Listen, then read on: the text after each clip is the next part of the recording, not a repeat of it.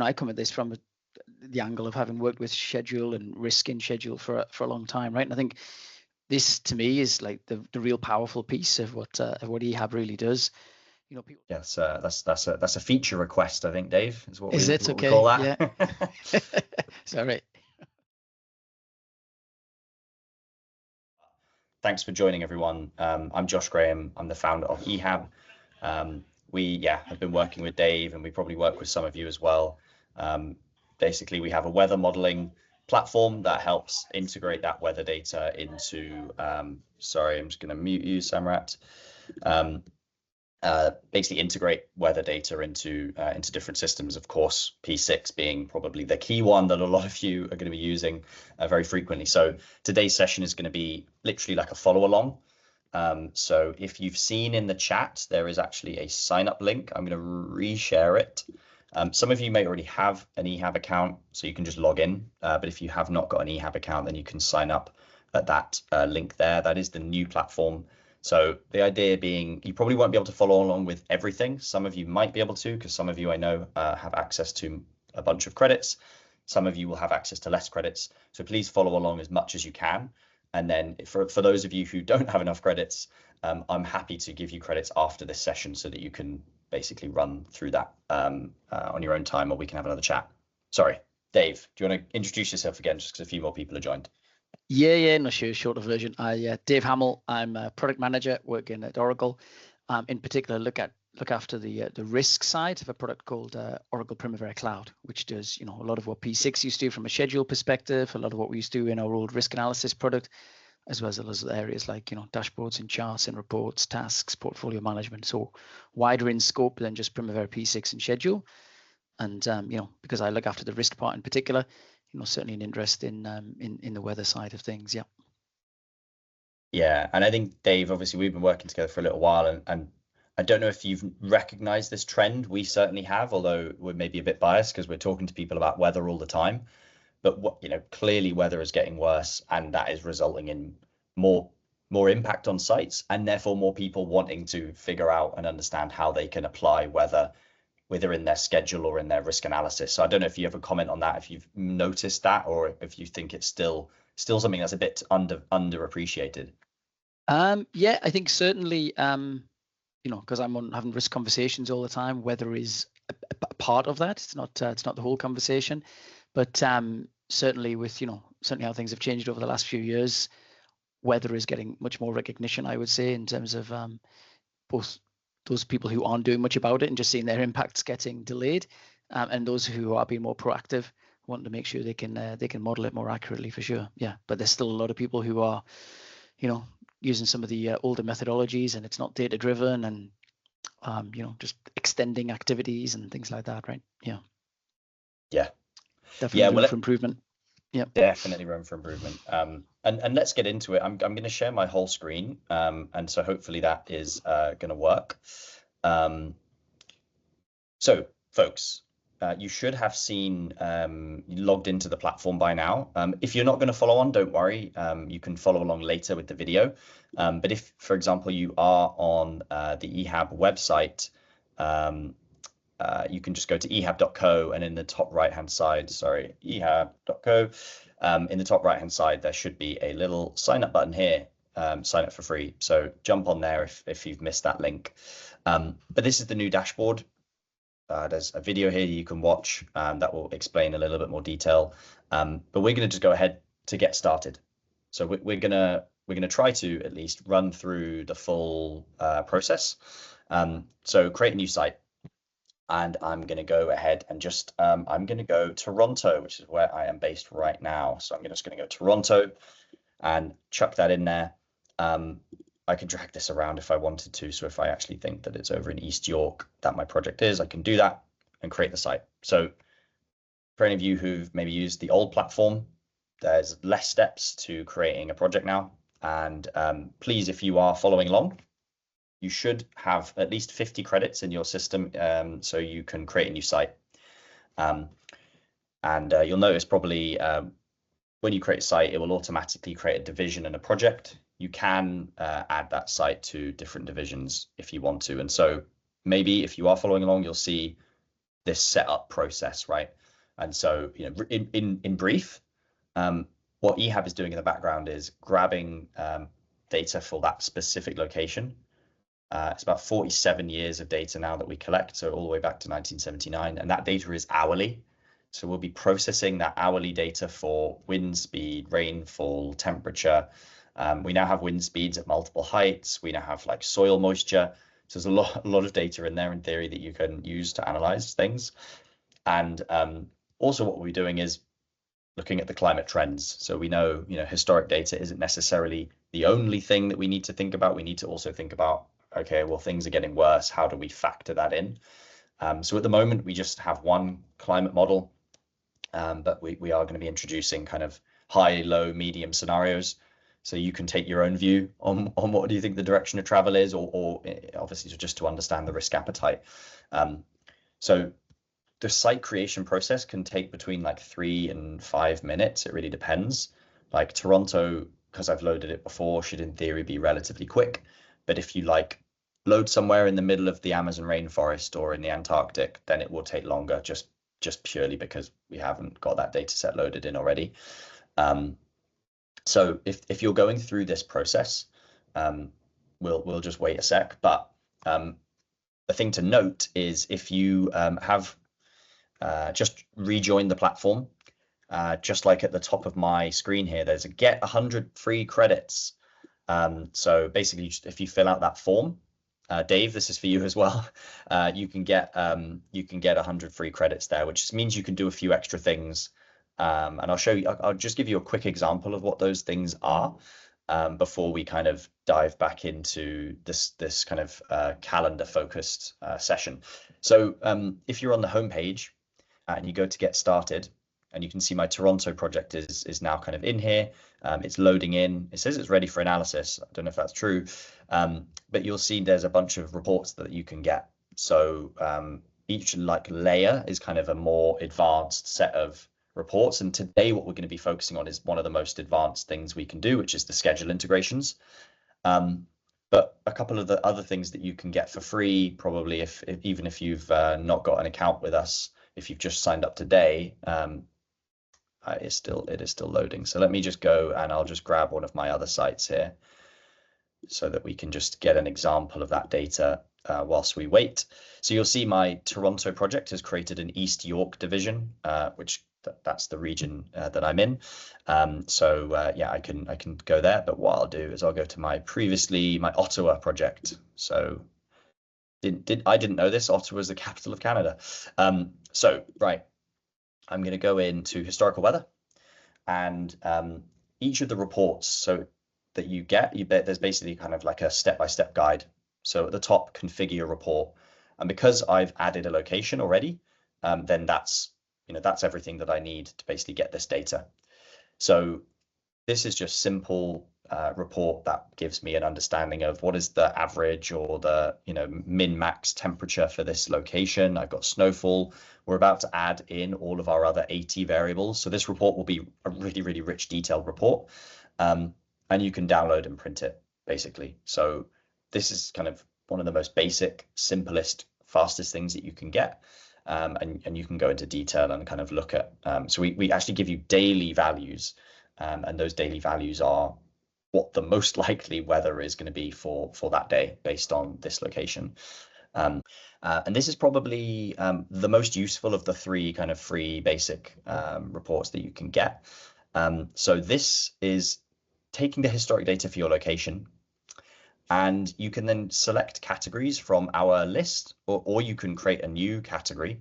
So actually, I'm going to go ahead and create a webinar. I'm just going to create a webinar rule. And the beauty of this is this basically gives you, so let me go find my webinar rule. Sorry, webinar rule, where is it? So I'm going to add my webinar rule. I'm also going to add earthworks. I'm also going to add concrete. I'll just go concrete ancillaries and lifting. We have a bunch of activities in here, and all of these activities are going to have default rules in them, apart from the webinar rule. So we'll load that in. And this basically shows you your rule many times that would have historically broken in the past. So for our webinar rule, let's just remember we're in Ottawa, Canada here, so it is pretty chilly there in winter. But I'm going to add a threshold, and I'm going to say wind gusts of 10 meters per second is what breaks this rule. And I'm going to apply that. So this is loaded in, and you can see pretty much like there's a small dip in summer, and actually it looks like April is like the highest month, but pretty much instantly you can get a bit of a readout for your rule and how often this would break, and then what that would mean per month, the number of working days. So if you want to basically quickly, rapidly build out rules for a particular location, then you can do that with this report. And you can see concrete ancillaries has a pretty bad time of it in winter. Cranes and lifting, not so bad. Earthworks is, but actually I'm going to go into earthworks and I'm going to say, I think 15 meters per second, 15 millimeters of rain in a day is way too high. So I'm going to change that to 10. I'm going to apply that. And as you can see, it's kind of loaded that fresh data in there. So the purpose of this report is to be able to allow you to really quickly contextualize the rules that you have for your construction site onto the data that is actually at your location. So really useful if you're thinking about, okay, what time of year should I or shouldn't I schedule something, or how many days should I put into my activities?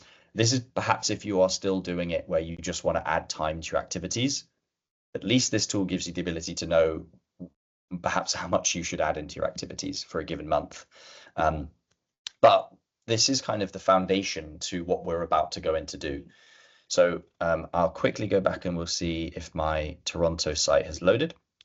Go back to main division. In fact, I'm going to go reset. It's East York. So Toronto. Got my Toronto project. Oh, it's still loading. That's good. Well, we'll crack on with my Ottawa project.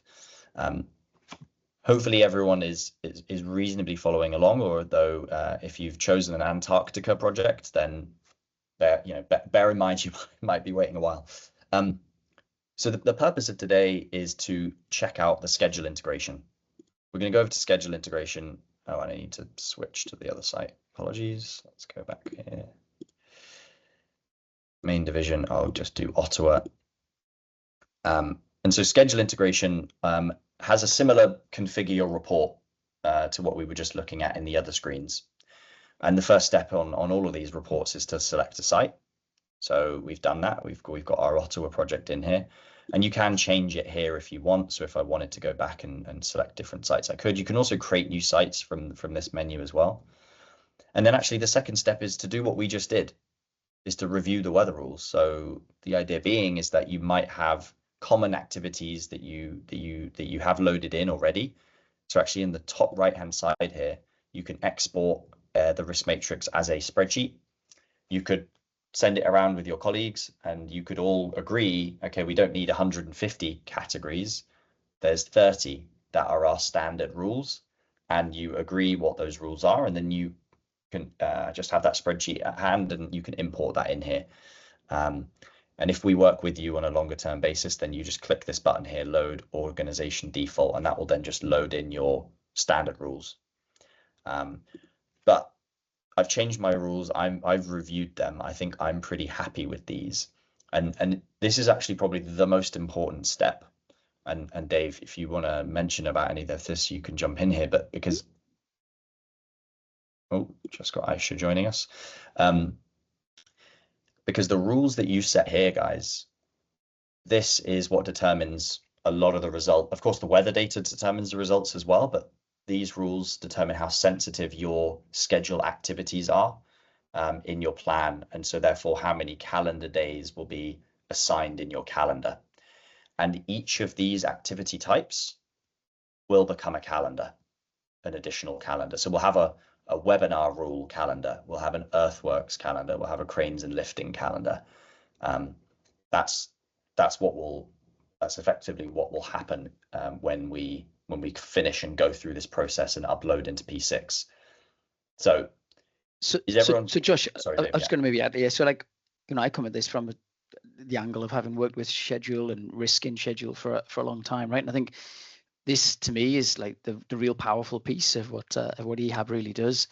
You know, people who've been using our products for a long time for building out their schedules and doing risk on those schedules, they would be creating either calendars or risks in a risk register, and they would be called things like it's weather types, you know, things like wind, things like temperature, and then they would be having to try and make some sort of estimates as to, you know, if you take wind, for example, you know, how often is that going to cause down days in January in my location? And people will be having to, you know, go off and try and find that data or make educated guesses or gut feel or whatever it is they're doing, right? And when I kind of first saw EHAB and the way that it does it, it kind of flips the view a little bit, that rather than thinking about the different weather types, thinking about it in terms of, you know, work types, which is, you know, much more intuitive, I think, to people who are putting plans together to start with. But it also means, you know, all of those different weather categories, like what you see here for crane and lifting, are taken into account all at once with whatever thresholds make sense, right? And makes much more intuitive sense when you're building, whether it be the calendars that we're going to look at today or risks in a risk register that then, you know, match up with these different categories that we've got here, right? I think it's a different way of working that I think most people have done in the past when they're trying to do this, but you know, makes much more sense in is obviously the fact it's data driven with data for that location is fundamentally pretty key. But yeah, it's brilliant. Yeah, and Dave, that's a really good point actually, because we obviously speak with a lot of planners as well, and we just come at it from the point of view of, okay, how are you doing things today? And what we were seeing, exactly as you said, is that people were kind of saying, okay, a temperature calendar or a wind calendar, for example, and then would perhaps trying to figure out when did those days cross over, and it becomes quite messy. So that's the purpose of and you know, you may agree or disagree whether you want to include all of these exact thresholds in here, because you know, in some of the cases it's 0. So you know, effectively these rules are redundant for this, in this example, for this location. But by having these things combined, it means when we model it combined. So it means if there is a day where it's cold and rainy, it basically we know what the probability of that is, and it will still be labeled as a weather day, as opposed to 2 weather days have suddenly kind of occurred. So I think, yeah, for us from a mathematical standpoint, combining those things together, it also makes the most sense from an accuracy perspective for the results as well. No, it's a good point, Dave. So we've reviewed the rules, and like Dave said, that's super important. And also one of the main benefits here is if you are using us on a wider basis, and as I was saying, you have an organization default, it just means you're getting consistency in how you're planning, because then ultimately each time you add a location in EHAB, the rule for your concrete stays the same, but the underlying data changes. And so, you know, you just have a consistency in how weather is going to ultimately impact your activity. But of course, it will be different in the different locations, so you can get a real perspective of what the weather risk actually is across that portfolio of projects. But the next step is to import a plan. So I'm just going to go ahead and grab my file.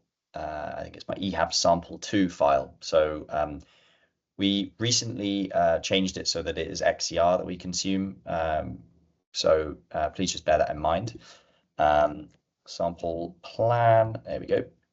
And then import that.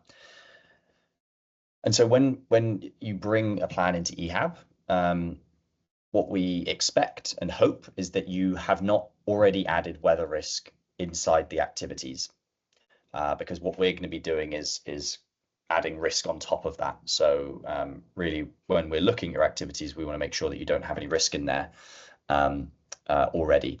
But for this process with the calendars, once you've uploaded your plan, you want to go to the next step, which is assign categories. And so I'll just show you the manual categorization first, because you can in theory do it this way. And so in here, what we need to do is we need to basically identify what activity is associated with what work type. And I can filter, so I can filter by concrete, for example, there may not be any concrete activities in here, but you can use this filtering system to go and identify, no tasks found. But you can use that to go and filter and then select en masse the activity types that you want to select. But if you really want to save time, if you want to make this as quick and seamless as a process as possible, then you want to do automatic categorization. And apologies, sometimes there's a red error message here. So you need to go to manual to then go to automatic. We are fixing that. But here I've got my list of activity codes. So I've already got EHAB style ones in here. You can use whatever ones you want. If you have pre-existing codes that would be relevant, then you can just select that. And you can see I've already kind of labeled mine in the same way as, so I've got asphalt, it's going to be asphalt. This is going to be accommodation works. This is going to be cold, milling, planing, abandonment, etc. Right? So you can go ahead and do that. And so let's just do that. I'm going to associate these to all of the activities.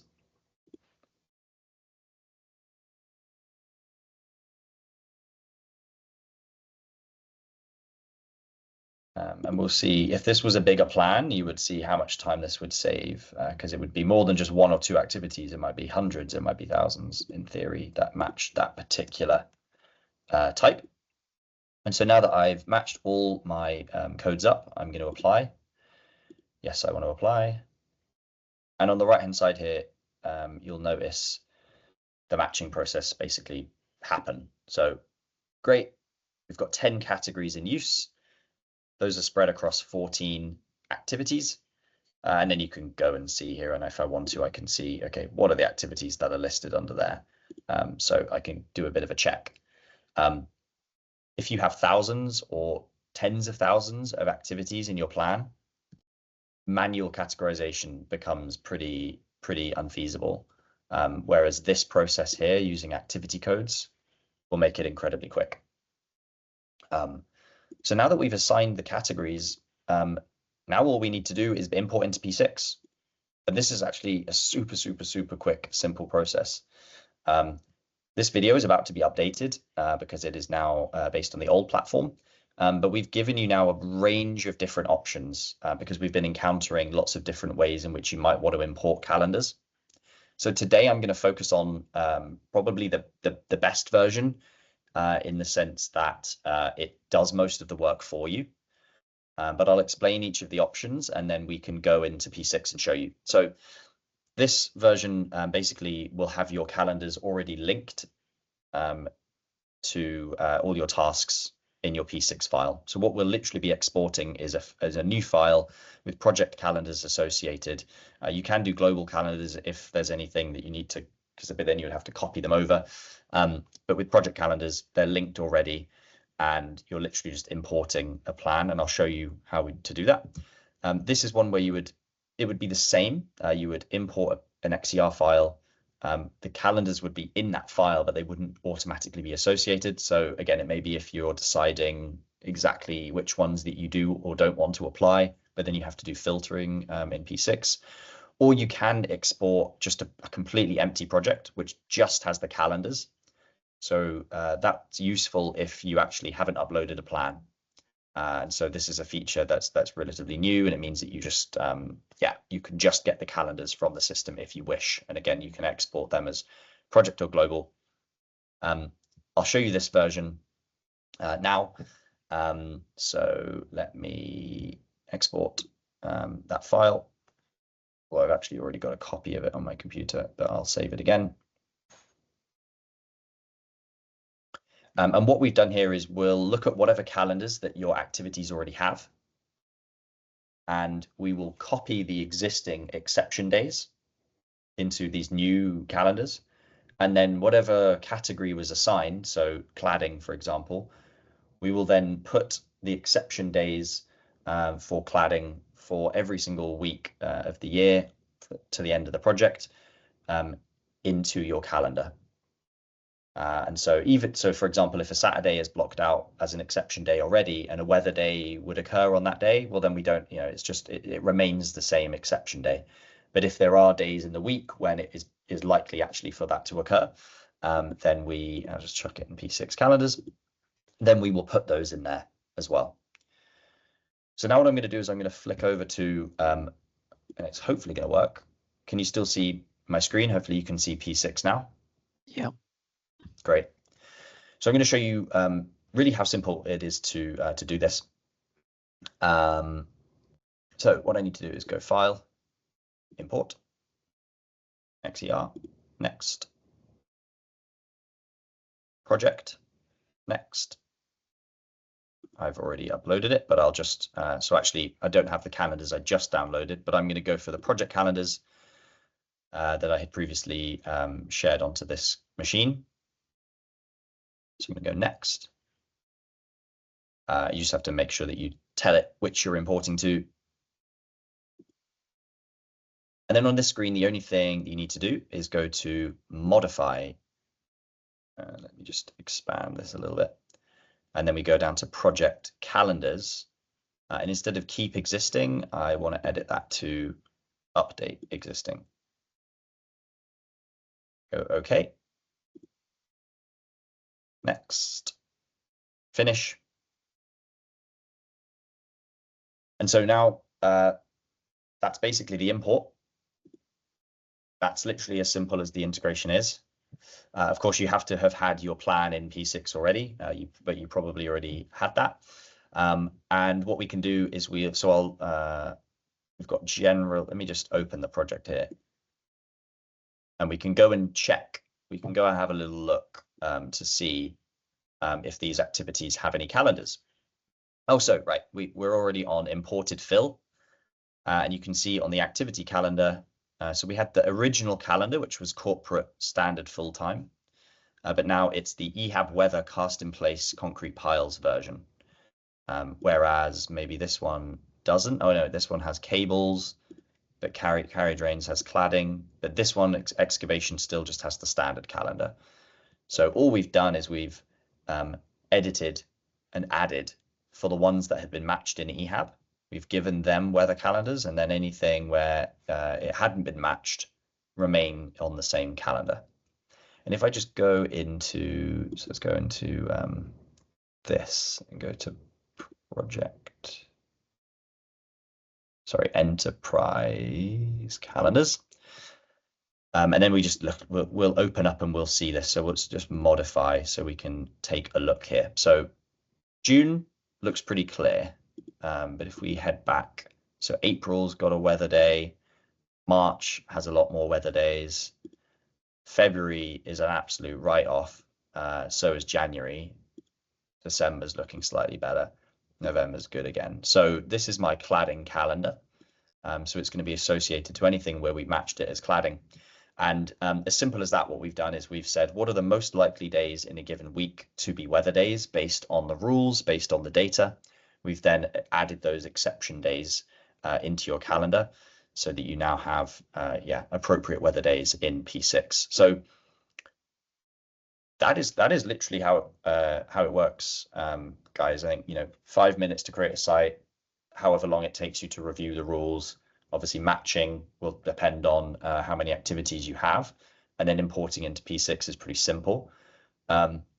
Dave is now going to show you, and please feel free to jump in with any questions you have. Dave is now, if you're ready, Dave, going to show you the exact same process, but in OPC, just to kind of give you a flavor of, this is obviously the older version of P6. So I'll stop sharing my screen. And actually, yeah, exactly. I'll hand over to you, Dave, if you want to. Yeah. Yep. So inside of Primavera Cloud, I'm just going to focus on some of the things that are a little bit different here, rather than obviously the whole of that process again. So if you're not familiar with Primavera Cloud, this is where you go and select your particular project. So I can see the project that I'm in at the minute is this wind farm in Zeebrugge. I'm in the schedule. I'm looking at the activities page. I've actually added a curtain, which you can do in P6 as well, just as a way to visualize and show winter. Just no more than a bit of coloring on the Gantt. If I look, for example, within construction, I can see I've got these different turbines that are going in. And I can see certainly, turbine 1, turbine 2, and part of turbine 3 are happening within the winter period in here. Josh mentioned the categories.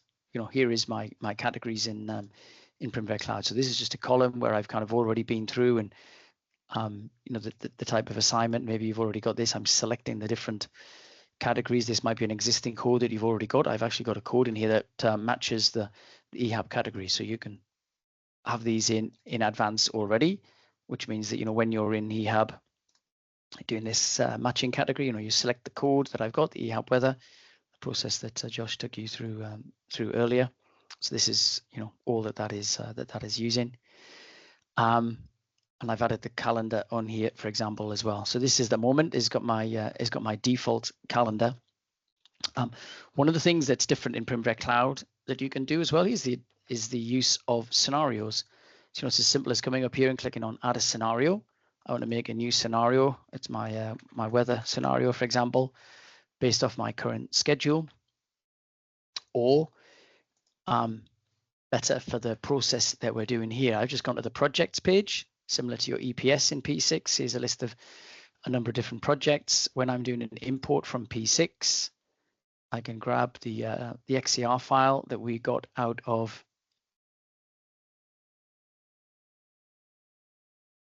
EHAB, and you've got an option here when you're importing.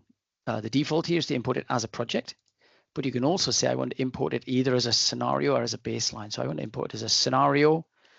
I want to put it inside of this particular project, and I can either say I want to create a new scenario, or if I've got an existing scenario already, like that weather calendar's one, I can click on OK and get rid of my Chrome updates, and I can update directly into that scenario. Just to save a little bit of time, I've already got that done. So I've got my current schedule that I'm looking at the moment. Here's where I can flip to the scenario. So, just to get a feel, this particular project, we're starting January next year. It's roughly a year and a half. So I'm going through to July of 2027, 21st of July. If I flip to that weather calendar scenario, I get this little banner across the top to tell me that I'm now working inside of a scenario. And you can see instead the timeline in this case is pushed out, what's that, couple of weeks, not a huge amount on this particular project with the categories that we've got. But I can, be working and seeing this scenario alongside the other one. And we've also got a page called Schedule Comparison.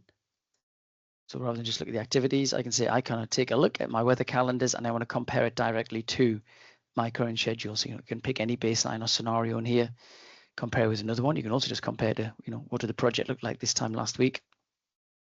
This creates this slightly different view of the data.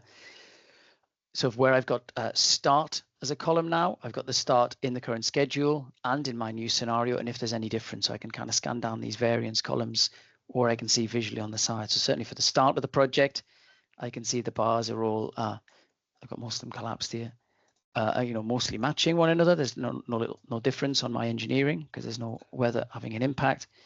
If I jump to where we start doing some of these turbines, I can see the brown where we're looking at the weather impact. I can see certainly, for this activity here, start difference is the same, but I can see, certainly the end difference is 4 days later in this particular case. So the remaining duration is the same, the amount of work.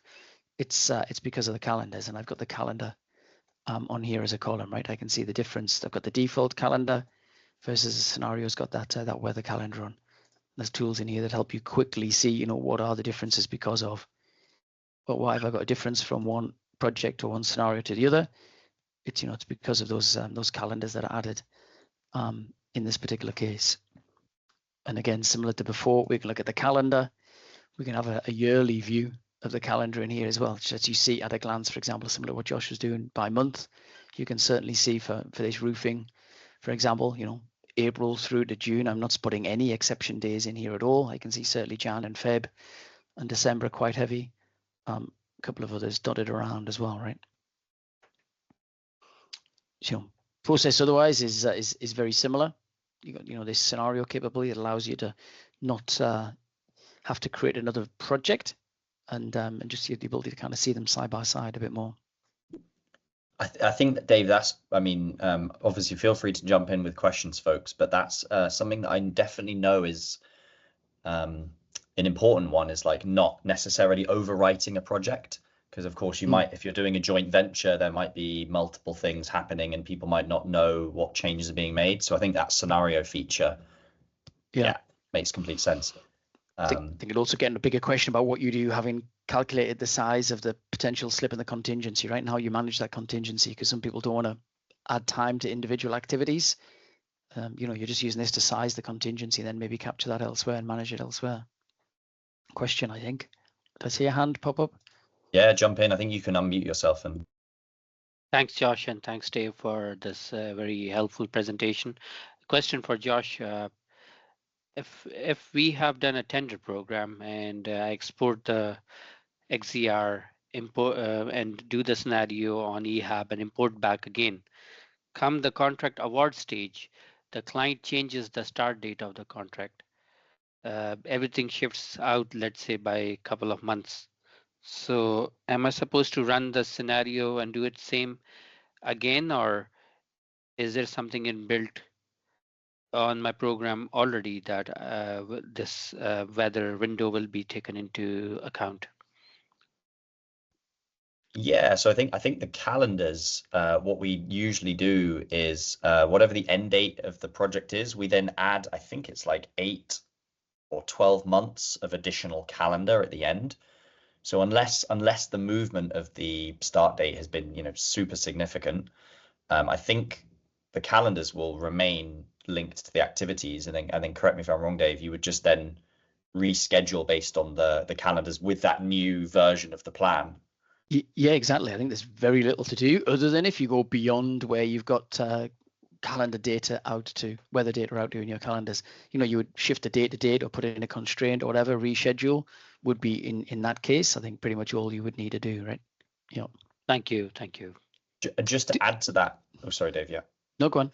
I was just going to say the only thing would be if you are adding new activities that haven't got calendars for, or you're changing the thresholds of the calendars for whatever reason, because maybe you've mitigated something and so you've lowered or you've changed.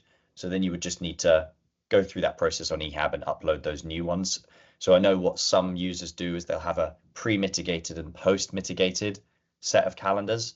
Again, you can play around with that how you want, but that would be the only thought in my mind around any changes from bid to construction. Thank you. Any other questions, folks? We've got a minute left, but obviously happy to take any, and or feel free to email Dave and myself afterwards. I'll send an email around with the recording. Any last comments? I've got a little one, Josh. Yeah. Oh God, here we go. I was gonna. I don't think it's too bad. It follows on from the question we just asked. I actually jotted it down as you were going because I'd not seen till recently when you were doing the different options that you've got for export. You've got the ability to create an XCR now without the tasks, the activities in there, right? Just get the calendars. Yeah. And so really my question falls on exactly from the one that was just asked. So if obviously we're putting the plan into EHAB, it's therefore got knowledge of the time frame of the project. You know, it knows it's a 2-year project or a 5-year project or whatever it might be. If you're not putting the plan in and just getting the calendars, do you need to set a timeline somewhere, like roughly how long the time frame is of the project, or do you know what I mean? That's a very good point. I don't know what the default setting is. So yes, you would have to, wouldn't you? Because otherwise, we would just give you a year calendar, which you then have to copy. Project's 2 years long. Yeah. Okay. That's a very good point. Yes, that's a feature request, I think, Dave. Is what we call that. Yeah. Sorry. No, that's good. That's good. Well, listen, everybody, really appreciate your time. We're wrapping up to the end now. I'll stay on for another couple of minutes if anyone wants to stay and ask another question. But thanks really, so much, Dave, for joining, and all of you for staying. I'll send the video around, and have a great rest of your Thursdays. Yep. Brilliant. Thanks, everyone. Thanks, Josh. Thank you. Thank you. Excellent. Thanks.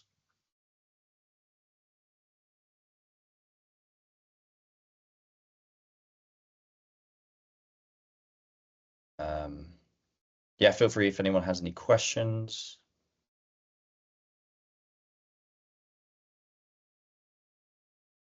I mean, Dave, I think the Mm. scenario piece Mm. in OPC is yeah, makes it, yeah, it's maybe a topic for another day as well, Josh, right? But if you're putting it straight into the project and the schedule itself, you're effectively working on the assumption that that weather impact is going to happen. It's one question we don't get it so much with weather specifically, but risk as a general topic is if you work on if you layer in based on the risk analysis output all of that time into your schedule, you're working on the assumption that some of those risks are going to happen, right? If you've got 5 days that you're blanking out in January, for example, well, what happens if you only have 2? By extending the schedule automatically a little bit longer, you set we hear it called student syndrome, yeah, where people, you kind of people work on the latest date, right? And planners, and the aim is to obviously try and get things done as soon as possible. It's better to have a shorter activity, and then the technique that a lot of people do, schedule contingency management, is they will put in like buffer activities. I mean, maybe you've heard about people in their plans talk about this as well, right? And then yeah, if that activity does run longer because of weather, and you do hit 5 days in January, it's okay because you can go and pick them from this activity that you've stuck. It could be just as simple as one big activity at the end of the project, or sometimes it's at different phases of the project, right? what this I think is a problem that we have when we're trying to, because often people come to us and they're like, what should I do? What's the best way to put weather into the schedule? And to some extent we say, well, we're not experts, but we've given you these various options that you can choose from, right? You can run the scheduled analysis in the model, and then you can use that as a buffer at the end. And actually, my opinion has changed, whereas I used to think the calendars was the best approach. I think I agree with you now, which is to say that it might save you some time from a scheduling perspective, but it might not actually be the best approach from a project perspective. And so, going back to what some people have always done, which is maybe just chuck some weather days at the end. I actually think if you use EHAB's output, let's say it says 30 days, you put that at the end, and then whenever a weather day does indeed occur, you just take out of that kind of like a little take out that bucket. Yeah, it's exactly what contingency is, right? And people are very used to doing that from a cost perspective on their projects, not so much from a schedule perspective, right? Yeah. But it's more of a process thing for what you do afterwards. I mean, maybe it'd be a good topic to do as a future discussion, right? If we keep these going, for sure. Yeah. Yeah, because I think that is just genuinely, people don't know what the best approach is, and I've got to say, I don't know. We've got tools that give you various ways to do it. Yeah. But what is the best? And obviously, you would argue that the schedule risk analysis is the most comprehensive. Yeah. And it's going to give you the best output. I think whichever way you size it, whether it's the calendars like we've seen today, or whether it's running a risk analysis, you can still do either process at the end, right? Like in my example where I've got scenario A versus scenario B, you can see the fact that it's 25 days or 70 days, whatever the number is. It's just a case of not using the weather scenario then, but going back to your original scenario and just adding an activity called weather buffer, time risk allowance, whatever you want to call it, for that is the size of that difference, right?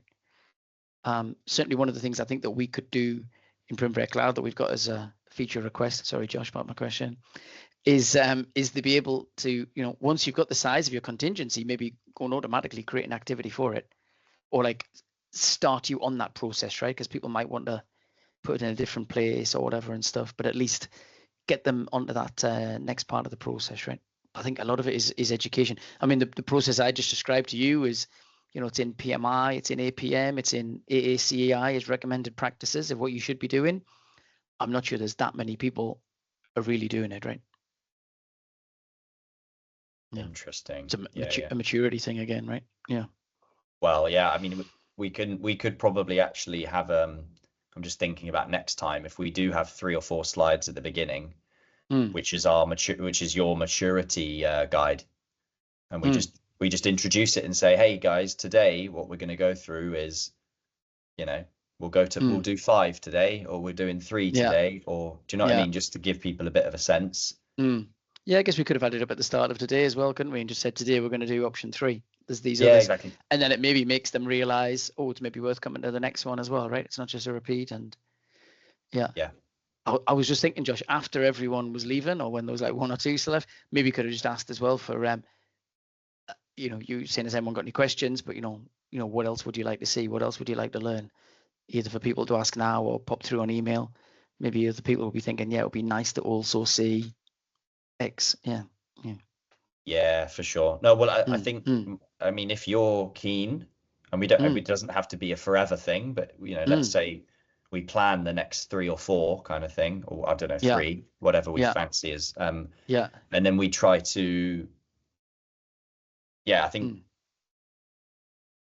we've been so busy, and I know you've been busy as well, so we probably didn't put as much marketing power and thought behind this one, but I think the format works. Like if we do 45 minutes each time, I won't go into the free stuff as much, and if it starts loading, I'll skip it out, because I think I wasted a few minutes there, didn't I? But yeah, well, I mean, so next time for that, you could have, I think what would be brilliant, sometimes when you first get to a webinar, there's a little bit of like, am I in the right place? And while we're chatting, and just have a landing screen that is literally tells people the simple steps, like even a screenshot of your slide with, sign up here, and have, while you wait, get your account, 1, 2, 3, whatever the steps are, right?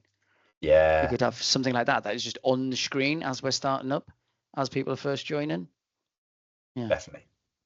Yeah, I think it's good. I think it's good to get people signed up. Do you know if any of them signed up as you were going, or not yet? I didn't look, no, but No. I know a couple of them are BAM users, so they're already on an unlimited plan, so they could have followed along in its entirety. Right. Yeah. I think some of them, one of them may have been, because I know he emailed me the other day, but yeah. Okay. Actually, I'll save it for tomorrow, because otherwise we'll just go into a meeting now. No, Dave, listen, thank you so much for that. What I'm going to do, I'm going to cut a couple of videos out of this, as well as the full video. And so I'll send you the files, the raw files, in case Oracle, you want to Oracleize them.